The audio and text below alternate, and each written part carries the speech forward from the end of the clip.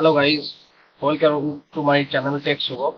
তো আজকে আমরা দেখবো কিভাবে খুব সহজেই পিডিএফ কে এডিট করা যেতে পারে। তো শুরু করা যাক আজকের ভিডিও।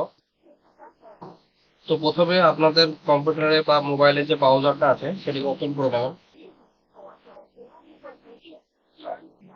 তারপর আপনারা সার্চ করবেন SEJPA, সাজদা।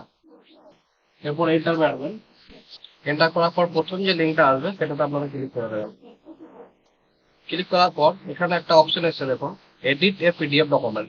তো এখানে আপনারা ক্লিক করবেন। এখানে দেখতে পাচ্ছেন এটা হচ্ছে আপলোড পিডিএফ ফাইল।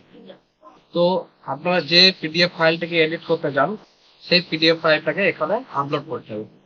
তো এক্সাম্পল হিসাবে আমি এই পিডিএফ ফাইলটাকে নিতে চাই।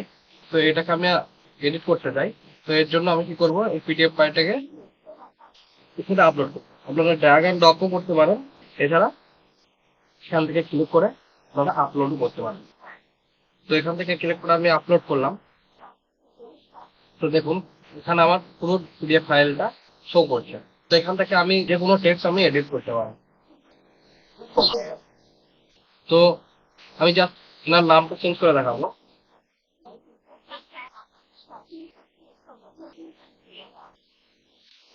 সরি,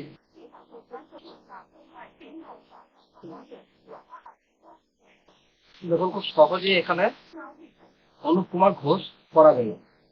এছাড়া আমরা চাইলে যে কোনো টেক্সট আমরা এখানে এডিট করতে পারেন। এখানে ইডিটের জায়গায় এখানে আপনি ইডিট থেকে ওয়ান দিতে পারেন, বা এখান থেকে আপনি ফন্ট চেঞ্জ করতে পারেন, বা এখানে ডেট চেঞ্জ করতে পারেন। আপনার যে কিছু পিডিএফ এর মধ্যে edit করতে পারেন, বা হয়তো আপনারা এটা চাইছেন না, তো এখান থেকে আপনারা কারে সিলেক্ট করতে পারেন। এখান থেকে খুব সহজে কিন্তু এখান থেকে এডিট করা যেতে পারে। এরপর আপনারা ক্লিক করবেন অ্যাপ্লাই চেঞ্জ।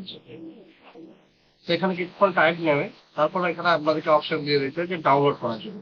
এখান থেকে আপনারা ডাউনলোড ক্লিক করবেন।